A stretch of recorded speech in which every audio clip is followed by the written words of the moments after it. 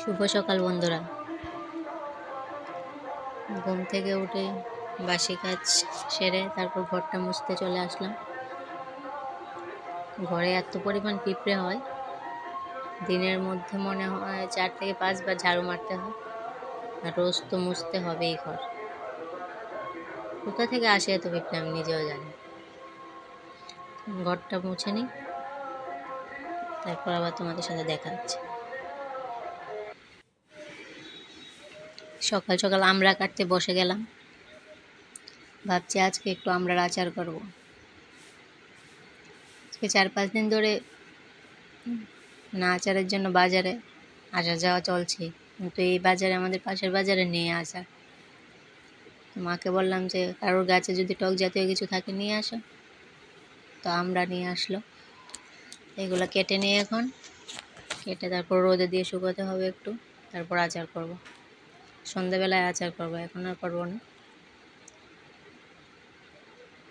তো আমি আচারটা কী করে করি তোমরা দেখতে থাকো।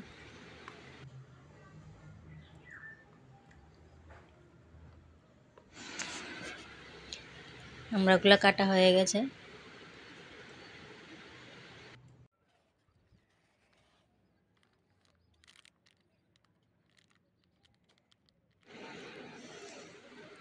এখন আমড়াগুলো রোদে ঘন্টা 2-1 মতো শুকোবো, তারপর তুলে নিয়ে রাখবো, আর সন্ধ্যাবেলা আচার করব।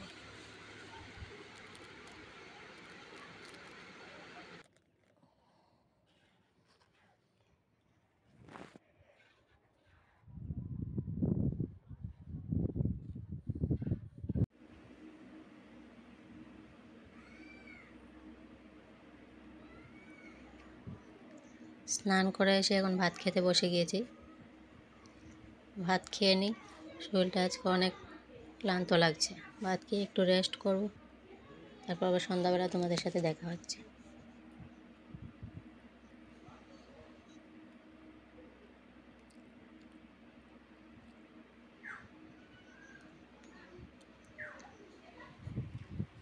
আজকে মেঘ করে আছে অনেক, মনে হয় বৃষ্টি হতে পারে।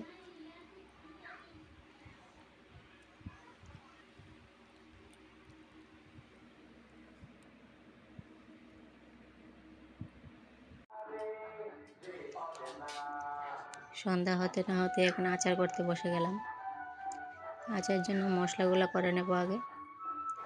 শুকনো লঙ্কা, তেজপাতা, অল্প কয়েকটা পাঁচফোড়ন, অল্প করে একটু কালো সর্ষে।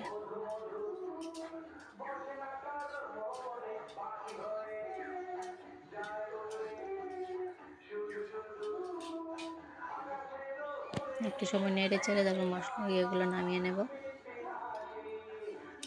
মশলাটা করে নেব আগে, তারপর আচারটা বসাবো।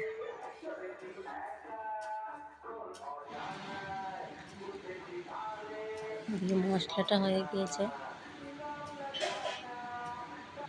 আচারটা বসিয়ে দেব। ফোড়নে একটু পাঁচফোড়ন দিয়েছি, একটু নেড়ে চেড়ে একটু লাল হয়ে গেলে তার মধ্যে আমড়াগুলো ঢেলে দেব।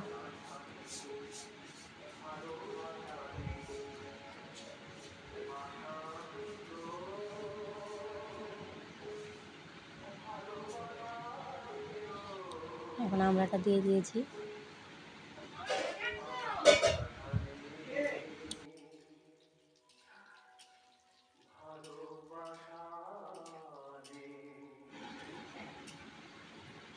আমড়াটা একটু লাল হয়ে আসলে তার মধ্যে গুড় দিয়ে আচার করতে হয়। যেহেতু আমি গুড় পাইনি, আর অল্প একটু আচার করব, 2 দিনেই শেষ হয়ে যাবে, এটা রাখার মতো কোনো ইয়ে নেই, তাই আমি চিনি দিয়েই করছি। কিন্তু তোমরা চিনি দিয়ে করবে না, তোমরা গুড় দিয়ে করবে যদি অনেক দিন রেখে খেতে চাও। আমি গুড়টা পাইনি তাই চিনি দিয়েই করছি।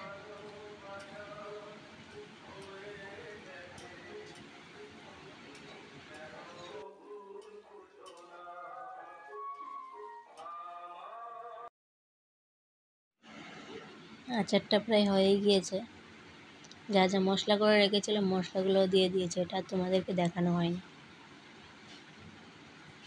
আচারটা খেতে কিন্তু অনেক ভালো হয়েছিল, আমড়াটাও অনেক মিঠা ছিল।